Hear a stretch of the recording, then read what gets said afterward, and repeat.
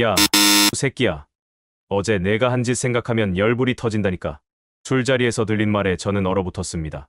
독일에서 심리학을 연구해온 저로서는 그것은 싸움의 전조이자 관계 파탄의 서막처럼 들렸기 때문입니다. 그런데 놀라운 일이 벌어졌습니다. 그렇게 욕을 주고받던 두 사람이 몇 분 뒤엔 웃으며 소주잔을 부딪히고 있었습니다. 저는 루카스 슈미트입니다. 독일 하이델베르크 대학에서 문화심리학을 공부했고 몇 해 전 연구 프로젝트의 일환으로 한국에 머무르게 되었습니다. 처음에는 한국인의 정서 표현 방식이 저를 당황하게 했습니다. 독일에서는 감정을 드러내는 것을 조심스러워하고 욕설은 엄격하게 금기시되기 때문입니다. 그런데 한국에서는 감정의 폭발이 오히려 관계를 더 끈끈하게 만드는 듯 보였습니다. 처음엔 받아들이기 힘들었습니다. 화를 내고 욕을 하면 그건 분노의 표출이고 상대방을 깎아내리는 행위라는 게 제 상식이었기 때문입니다. 하지만 시간이 흐르며 저는 깨닫게 되었습니다. 이곳에서 욕은, 화는 단지 감정의 분출이 아니라 사람과 사람 사이의 진심 어린 소통이었습니다. 그날 이후로 저는 본격적으로 한국인의 감정 표현, 특히 화와 욕이 어떤 역할을 하는지 깊이 탐구하기 시작했습니다. 그리고 그 안에서 한국인의 놀라운 문화적 심층을 발견하게 되었죠. 지금부터 제가 직접 보고, 듣고, 느낀 한국인의 속마음에 대한 이야기를 들려드리겠습니다. 한국에 처음 도착했을 때 가장 먼저 눈에 띈 것은 사람들의 친절함이었습니다. 가게에서 물건을 살 때도, 식당에서 주문을 할 때도 사람들의 표정은 밝았고 말투는 정겨웠습니다. 정이라는 단어를 저는 이때 처음 들었고 곧 그 뜻을 실감하게 되었습니다. 단순한 친절을 넘어선 따뜻한 연결감이 느껴졌습니다. 하지만 제게 더 큰 충격을 준 것은 그들의 진심이었습니다. 독일에서는 공식적이고 형식적인 언행이 일상입니다. 어떤 관계든 일정한 거리감과 예절이 유지됩니다. 반면 한국에서는 사람들과 조금만 가까워지면 그 거리가 순식간에 좁혀졌습니다. 그리고 그 안에는 감정이 고스란히 담겨 있었습니다. 한 번은 연구소 회의 도중 한 동료가 제게 이렇게 말했습니다. 박사님, 그건 좀 아닌 것 같아요. 그런 식으로 연구를 해서는 한국 정서를 제대로 파악하기 어려워요. 당시 저는 큰 충격을 받았습니다. 독일에서는 동료 사이에서 이런 직설적인 표현은 거의 찾아볼 수 없기 때문입니다. 그런데 회의가 끝난 후 그는 제게 미소 지으며 따뜻한 커피를 건네며 말했습니다. 너무 기분 나쁘게 듣진 마세요. 더 잘하시길 바라는 마음에서 드린 말씀이었어요. 이 경험을 통해 저는 처음으로 한국인의 겉과 속이 같다는 문화를 이해하기 시작했습니다. 감정을 억누르거나 숨기기보다는 솔직하게 표현하고 그로 인해 오히려 관계가 깊어진다는 사실을 깨닫게 된 것입니다. 한국인들의 이러한 감정 표현 방식은 때로는 직설적으로 들릴 수 있지만 그것은 결코 관계를 끊기 위한 것이 아니라 오히려 상대를 진심으로 대하고 있다는 표시였습니다. 독일에서는 감정을 절제하고 거리를 유지함으로써 관계를 지켜간다면 한국에서는 감정을 드러내고 부딪힘으로써 진짜 관계를 만들어간다는 사실이 저에게는 아주 신선한 충격이었습니다. 무엇보다도 한국 사람들은 표리부동을 아주 싫어했습니다. 겉으로는 웃으면서 뒤에서 험담을 한다든가 진심과 다른 태도를 보이는 것을 매우 부정적으로 봤습니다.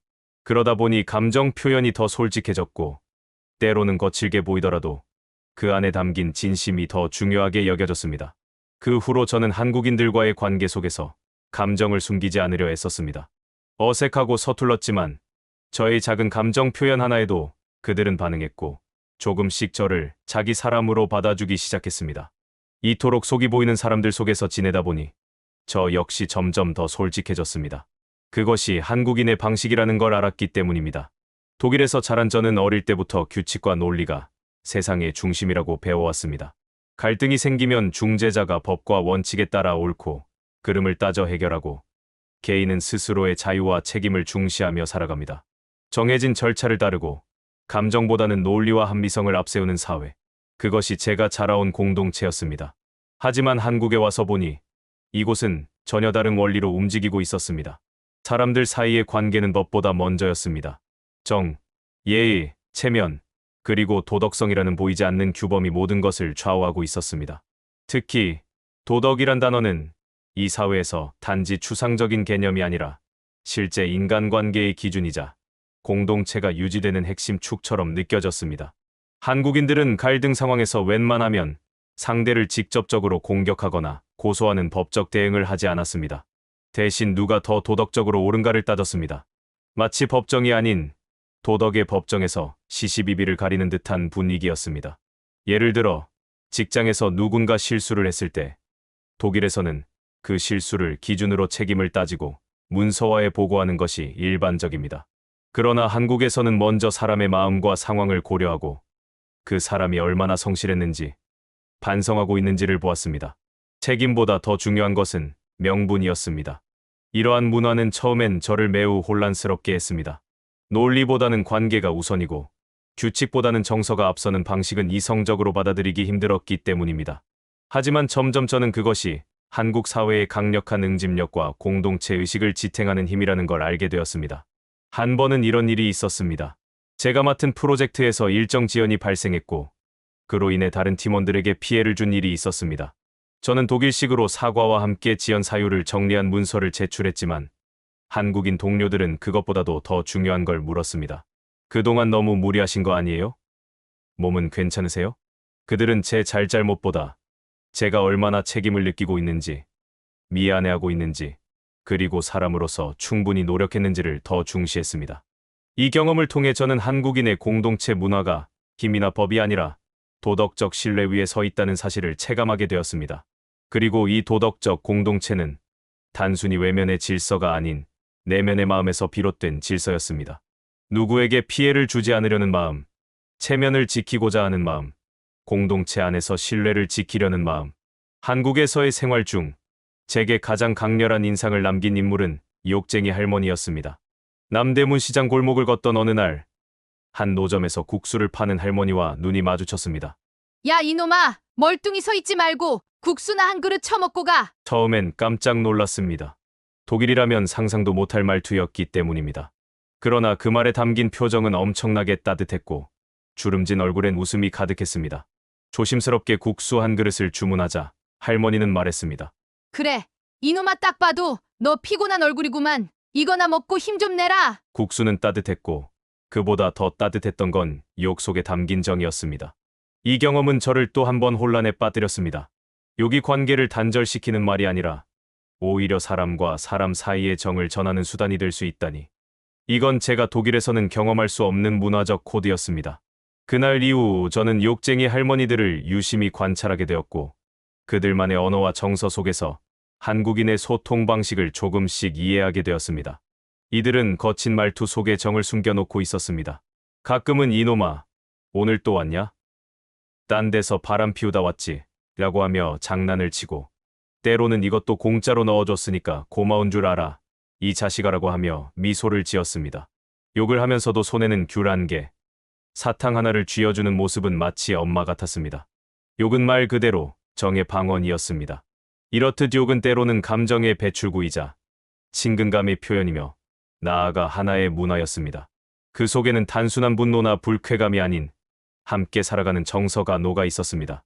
말이 험해도 행동은 따뜻하고 욕설 속에 농담과 사랑이 공존하는 그 풍경은 제가 한국인의 감정 문화와 인간관계를 깊이 이해하게 된 전환점이었습니다. 그리고 저는 깨달았습니다. 한국에서 욕은 결코 관계를 끊는 언어가 아니었습니다. 오히려 그것은 진심을 주고받는 아주 한국적인 방식의 소통이었습니다. 이 경험은 저에게 커다란 충격이었습니다. 어떻게 욕설이 이렇게 따뜻한 분위기 속에 자리 잡을 수 있는 것일까요? 독일에서는 욕은 명백한 모욕이고 관계를 단절하는 무례한 언어입니다. 그런데 한국에서는 전혀 다른 방식으로 욕이 사용되고 있었습니다. 저는 이 현상이 단순한 언어 사용의 차이가 아니라 감정 표현과 인간관계의 방식 그 자체에서 비롯된 것이라는 걸 곧 깨닫게 되었습니다. 한국에서는 감정을 억누르기보다는 표출하는 것이 오히려 건강한 관계 유지의 방식으로 여겨지고 있었습니다. 특히 강한 감정을 말로 표현하지 않으면 오히려 병이 생긴다고 여기는 문화였습니다. 실제로 화병이라는 말은 저에게 큰 인상을 남겼습니다. 감정을 억눌러 생기는 심리적, 신체적 질환이라는 개념은 서양 정신의학에서 보기 어려운 현상이었습니다. 한국인에게 감정 표현은 단순한 해소가 아닌 생존 방식이었습니다. 욕은 그 감정을 가장 진하게 표현할 수 있는 도구였습니다. 물론 한국인들도 욕이 무례하다는 걸 모르는 건 아닙니다. 하지만 그 욕 안에 담긴 감정, 억울함, 분노, 슬픔, 심지어는 애정까지도 함께 전달되기 때문에 욕설이 오히려 진심을 전하는 언어로 사용되기도 하는 것이었습니다. 저는 이러한 감정 표현이 한국 사회의 소통 방식을 단적으로 보여주는 예라고 생각했습니다. 한편, 욕은 단지 감정의 배출구만이 아니었습니다. 때로는 농담처럼 또는 친밀감의 표시로 사용되었습니다. 갈등을 봉합하고 관계를 더욱 끈끈하게 만들기 위한 하나의 의사소통 방식이었던 것입니다. 물론 상황에 따라선 결코 해서는 안 될 말들이 있지만 상대와의 관계, 감정의 흐름, 맥락에 따라 욕이 전혀 다른 의미를 가질 수 있다는 사실은 문화적 충격 그 자체였습니다. 또한 한국의 욕은 지역마다 특징이 뚜렷했고 억양과 단어 선택에서도 차이가 났습니다. 경상도의 욕은 직설적이고 강한 어조가 특징이고 전라도의 욕은 리듬감 있고 유머러스한 느낌이 있었습니다. 언어학적으로 보면 욕이라는 표현조차도 문화적 유산처럼 세대를 이어 전해져 온 것이었고 때로는 해학과 풍자, 심지어는 예술로까지 승화된 경우도 있었습니다. 한국의 전통 공연인 탈춤이나 마당놀이에서도 양반이나 권력을 풍자하며 욕설을 통해 감정을 표현하고 억압된 감정을 해소하는 장면이 자주 등장합니다. 이것은 단지 웃기기 위한 요소가 아니라 공동체 안에서 감정을 공유하고 상하를 잠시 허물며 평등을 느끼게 하는 집단적 해방의 방식이었습니다. 한국에서 지낸 지 1년이 지났을 무렵 저는 한국인들에게 화병이라는 단어가 얼마나 자주 회자되는지를 실감하게 되었습니다. 정신적 고통이 쌓여 신체 증상으로까지 발전하는 이 질환은 서구의학에서는 보기 드문 개념입니다. 처음엔 그저 스트레스성 질환이라고 생각했지만 점점 이 화병이 단순한 병명이 아니라 한국 사회의 갈등 해결 방식과 깊은 관련이 있다는 것을 깨닫게 되었습니다. 한국은 공동체 중심의 사회입니다. 갈등이 생겨도 직접적으로 부딪히기보다는 집단의 조화를 해치지 않는 선에서 조심스럽게 해결하려는 경향이 강합니다. 그렇다 보니 분명 불만이 있어도 그것을 겉으로 드러내기보다는 속으로 사귀며 참는 경우가 많습니다. 겉으로는 아무렇지 않은 듯 행동하지만 그 속엔 분노와 억울함이 쌓이게 되는 것이죠. 독일에서는 갈등이 생기면 곧바로 논리적으로 토론하거나 법적 절차를 통해 해결하려 합니다. 감정을 드러내는 것은 물론이고 자신의 권리를 주장하는 것이 당연한 일입니다. 하지만 한국에서는 그 감정 표현조차 조심스러워하며 그 대신 상대의 눈치를 보고 정서적 맥락 속에서 우회적으로 갈등을 조율합니다. 문제는 이런 방식이 때로는 감정을 쌓이게 만들고 결국 건강까지 해치게 된다는 점입니다. 한국인의 좋은 사람 되기 강박, 그리고 공동체를 위해 감정을 억제해야 한다는 암묵적 규범, 그것이 때로는 이 사회에서 병으로 이어질 수 있다는 사실은 저에게 깊은 고민을 안겨주었습니다. 하지만 이와 동시에 저는 또 하나의 흥미로운 사실을 발견했습니다. 그렇게 억눌린 감정은 결국 어디선가 반드시 표출된다는 점입니다. 그것이 바로 욕과 화로 나타나는 것이죠. 감정을 억누르고 살아가는 환경 속에서 욕설이나 격한 감정 표현은 일종의 탈출구 역할을 합니다. 일상에서는 억제된 감정을 특정한 상황 속에서는 폭발적으로 드러냄으로써 사람들은 일종의 정서적 해소를 경험하게 됩니다. 그렇기 때문에 한국 사회에서는 격한 감정 표현이나 일시적인 폭발이 오히려 관계의 붕괴를 의미하지 않는 경우가 많습니다. 오히려 감정을 털어놓고 난 후 서로에 대한 이해가 더 깊어지고 관계가 돈독해지는 경우도 많습니다. 욕을 하고 화를 내는 순간에도 그 감정은 철저히 관계를 끊기 위한 것이 아닌 관계를 유지하기 위한 것이라는 점이 중요합니다. 이처럼 한국인의 갈등 해결 방식은 서구에서 말하는 직접적이고 즉각적인 해결과는 다릅니다. 감정을 조율하고 상황을 읽으며 정서를 기반으로 움직이는 복합적인 과정입니다. 그리고 그 과정 속에서 화병이라는 고유한 병리가 생겨날 수밖에 없는 구조도 함께 자리하고 있습니다. 저는 이것을 보며 감정의 표현이 단순한 심리적 문제가 아니라 문화적 조건과 깊이 연관되어 있다는 사실을 다시금 실감하게 되었습니다. 제가 한국에서 경험한 수많은 문화적 충격 중 가장 깊은 인상을 남긴 것은 바로 인간 중심성이라는 철학이었습니다. 한국 사람들은 어떤 문제든 어떤 규칙이든 결국 사람에게 도움이 되느냐를 가장 중요한 판단 기준으로 삼고 있었습니다. 독일에서 자라며 저는 정확성, 원칙, 규범이라는 잣대에 익숙해졌습니다. 하지만 한국에서는 그보다 사람을 먼저 생각하는 태도가 무엇보다 중요한 덕목이었습니다. 이를 처음 실감한 건 한 고속버스 정류장에서였습니다. 시간이 거의 다 되어 표를 바꾸러 갔는데 독일 같았으면 이미 문을 닫고 출발했을 시간입니다. 그런데 한국의 기사님은 제 상황을 들은 뒤 얼른 뛰어가서 바꿔오세요. 기다려줄게요라고 하며 미소를 지어주셨습니다. 저는 놀라움과 감사함을 동시에 느꼈습니다. 승객들 역시 짜증을 내기는커녕 다행이에요라며 격려의 말을 건넸습니다. 그때 느꼈습니다. 여기 사람들은 규칙보다 사람을 더 중요하게 생각하는구나. 이러한 문화는 종교를 대하는 태도에서도 뚜렷하게 드러났습니다. 독일에서는 종교가 개인의 정체성과 깊이 연결되어 있어 다른 신앙을 갖는 것 자체가 큰 결정이며 때로는 갈등의 씨앗이 되기도 합니다. 그러나 한국에서는 종교를 인간관계를 해치지 않는 선에서 받아들이는 경향이 강했습니다. 어떤 신앙을 갖고 있느냐보다 그 사람이 얼마나 따뜻한 마음을 가지고 있느냐가 더 중요한 기준이었습니다. 심지어 결혼이나 연애에서도 종교가 다르면 상대방을 위해 개종을 고려하는 경우도 흔하다고 들었습니다. 이러한 융통성과 실용성은 인간 중심적 사고가 뿌리 깊게 박혀 있다는 증거였습니다. 또한 저는 한국인의 권력에 대한 태도에서도 이 철학이 드러난다는 걸 알게 되었습니다. 한국의 역사는 수많은 봉기와 민중의 저항으로 점철되어 있습니다. 단지 불의한 권력을 향해 목소리를 높였다는 이유만으로 한국인은 자신들의 생명을 걸고 일어섰던 것입니다. 일본처럼 권력에 무조건 복종하거나 규범에 묻혀 사는 것이 아니라 언제나 사람이 먼저라는 신념 아래 권력에 대해 비판하고 저항할 준비가 되어 있었습니다. 이 정신은 오늘날에도 이어지고 있었습니다. 정치든 사회든 한국인들은 권력자에게 도덕성을 요구하고 그것이 결여되었을 때는 거리로 나서기도 합니다. 저는 한국인 친구에게 물었습니다.